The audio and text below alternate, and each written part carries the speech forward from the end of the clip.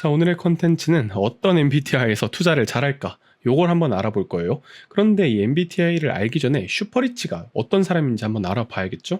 슈퍼리치라고 하면 자산은 평균 300억 정도고 연간 소득은 10억을 넘는 정도.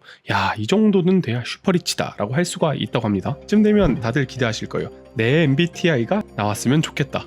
자, 그럼 대망의 슈퍼리치가 가장 많은 MBTI는 바로 ESTJ가 차지했습니다. 무려 16개 유형 중에 26.8%나 얻었고요. 두 번째는 ISTJ로 24.4%, 현실주의자분들이 영광의 2순위를 가져갔습니다. 사실 인구 전체에서 ESTJ 같은 경우는 5.26%고 ISTJ 같은 경우는 9% 정도를 차지하고 있어요. 이쯤 되니까 이 두 MBTI의 공통점이 있죠?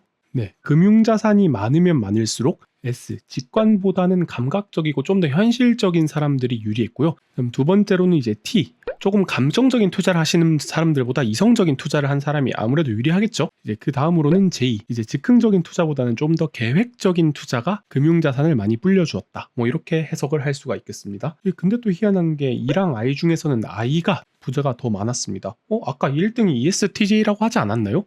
네, 그래서 제가 이거 분석한 결과 슈퍼리치, 그러니까 엄청나게 부자들 중에서는 ESTJ가 조금 더 앞섰습니다. 그런데 이제 일반 부자나 대중부유층, 일반 대중에서는 ISTJ가 이 두드러지게 나타나는 MBTI더라고요. 자, 이렇게 된 이유도 제가 한번 찾아봤습니다. 이제 슈퍼리치 분들 같은 경우는 기업 경영을 하시는 분들이 진짜 압도적으로 많았어요. 그런데 이제 또 기업 경영자면 보통 이제 ESTJ 형들이 진짜 많으시거든요. 외향적인 사람이 아무래도 비즈니스에 유리한 건 사실이거든요. 그리고 이제 두 번째로 두드러지는 게 의료나 법 쪽의 전문직이죠. 이거 일반 부자도 상당히 비율이 많은 걸로 봐서 이게 아마 2위인 ISTJ 분들이 많이 종사하는 직종이 아닐까, 그런 합리적인 추측을 할 수가 있었습니다. 그리고 여기서 또 주목해야 될 점이 있어요.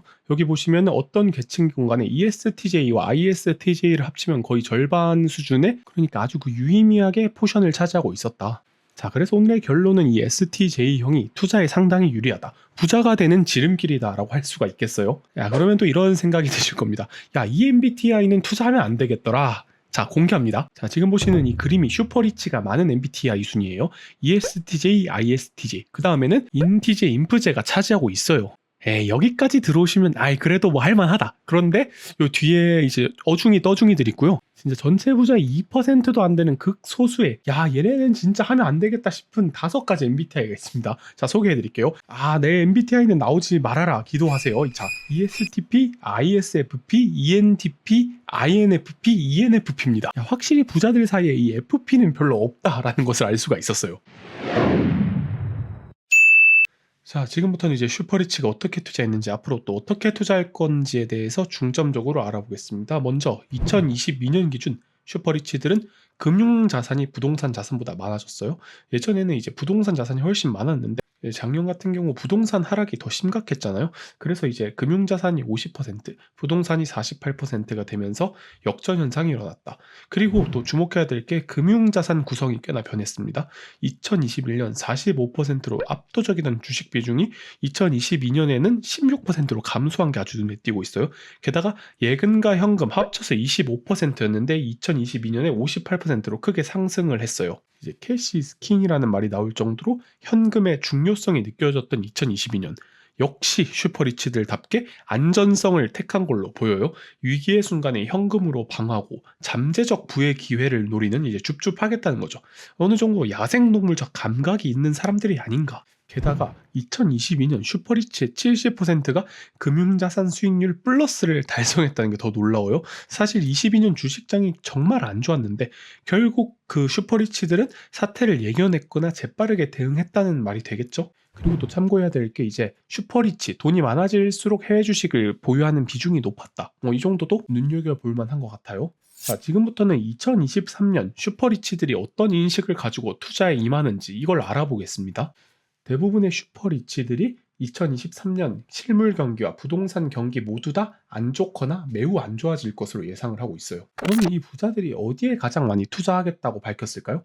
자, 첫 번째 주식, 두 번째 부동산, 세 번째 예금, 네 번째는 가상화폐. 네, 정답을 공개하겠습니다.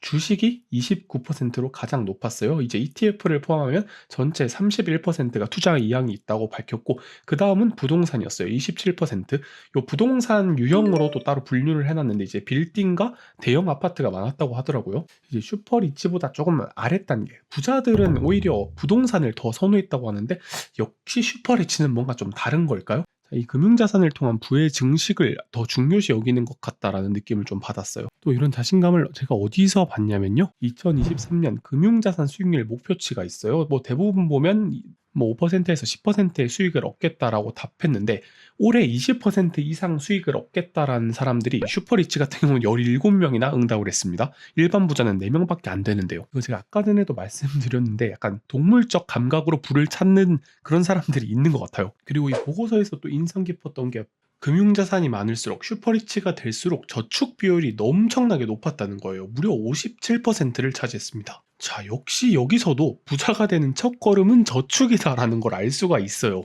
실제로 대기업 회장님들 보시면은 은근히 또 검소하시거든요. 이 부를 일구는 마음가짐이 좀 다르다. 이 쓸데없는 소비를 좀 줄여야 된다. 이런 시사점을 좀 얻을 수가 있지 않을까.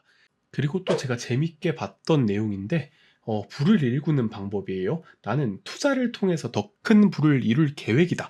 슈퍼리치는 무려 96%가 그렇다고 답했어요. 하지만 이제 반대로 일반 대중 같은 경우는 근로소득을 바탕으로 더 큰 부를 이룰 계획이다가 50%죠. 뭐 당연히 이렇게 나오는 거 아니냐고요? 뭐 그렇게 생각하실 수도 있는데, 저는 이제 피케티의 R이 G보다 크다.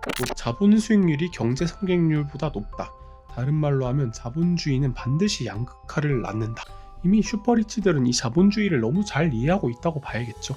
당연한 일이겠지만 약간은 씁쓸하기도 한 그런 결과였습니다. 네, 지금까지 이제 슈퍼리치들의 MBTI와 투자관 등을 알아보았는데요. 재미로 봐주실 건 재미로 봐주시고, 슈퍼리치들은 이렇게 생각하는구나, 요런 건 보고 배워야겠다, 이런 시사점을 얻어가셨으면 좋겠습니다.